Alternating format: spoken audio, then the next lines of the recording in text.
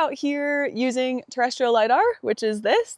We use terrestrial laser scanning, also known as TLS, to quickly capture some detailed and three-dimensional information about forest structure after mastication treatments.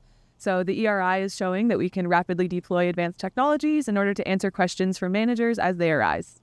This work is part of a broader project funded by the Arizona Board of Regents, highlighting how university research provides real value to Arizona's public lands. Our goal isn't commercialization, it's demonstrating public benefit and responsiveness to partner needs. When the Forest Service raised concerns about mastication chips breaking down and influencing regrowth, the ERI adapted our monitoring to help answer those questions. So the Marshall Lake site isn't a fire-focused site. It's more about the ERI answering questions about how different fuel treatments can affect fire and forest resilience. We're answering two questions here. One of them is, what are the changes of understory vegetation and fuel structure and regeneration through time after mastication?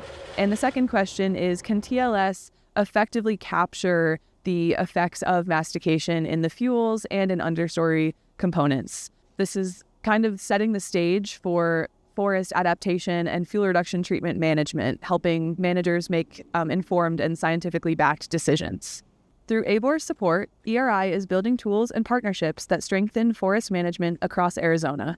Ultimately, this work helps ensure that treatments like mastication are understood, monitored, and improved for the benefit of both forests and communities.